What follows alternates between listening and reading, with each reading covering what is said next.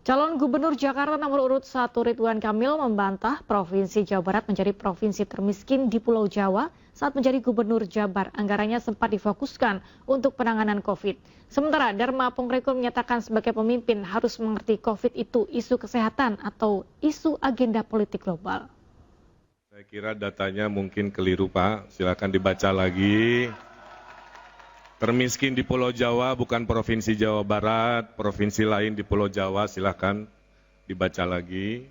Yang kedua, waktu saya memulai jabatan sebagai Gubernur Jawa Barat, desa tertinggal dan desa sangat tertinggal itu ada 1.100. 5 tahun kami bekerja dengan pemerataan ekonomi, dengan ekonomi digital desa, dengan program-program pemberdayaan pesantren-pesantren di desa. Hasilnya, Pak Dharma, dari 1.100 desa tertinggal, sangat tertinggal, di akhir jabatan kami jumlahnya menjadi 0. Kami berhasil mengenolkan desa miskin, tertinggal, sangat tertinggal, sehingga mendapatkan penghargaan tertinggi dari Kementerian Desa karena inovasi-inovasi pengentasan kemiskinan. Yang kedua, kami merasa bahwa Jawa Barat memang berbeda dengan Jakarta. Kami banyak mengurusi desa, 5.700 pedesaan, sehingga banyak hal-hal yang menurut saya membuat kami harus lebih bijak, tidak hanya membahas perkotaan. Dan tolong diingat, kami ini adalah dari semua yang hadir di sini, saya mengalami ujian sebagai pemimpin yang anggarannya harus direfocusing, yang tadinya untuk infrastruktur, kami geser untuk kemanusiaan, untuk bansos, untuk hajat hidup, dan lain sebagainya.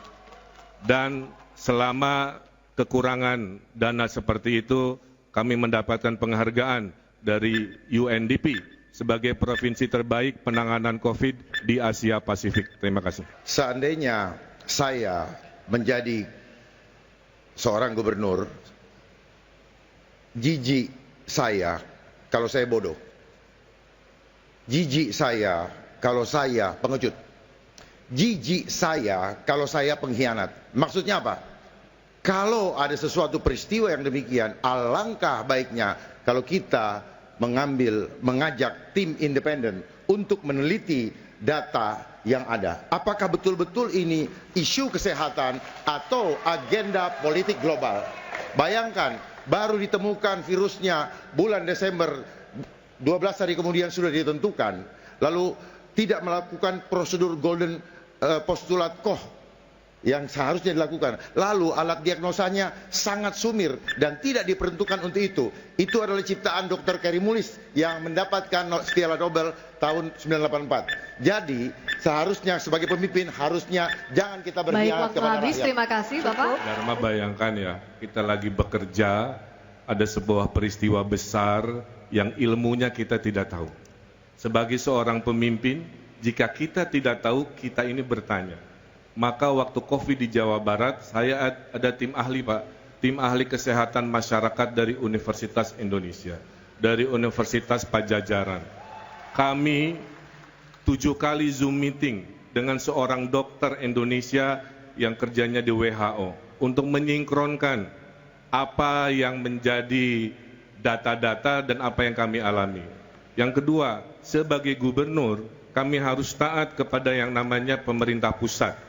Dalam hal ini tentu sekarang kalau gubernur, kita akan hormat taat kepada Bapak Prabowo Subianto. Nah, karena provinsi itu adalah bagian delegasi, salah satu tugasnya dari pemerintah pusat untuk apapun termasuk krisis-krisis di Indonesia.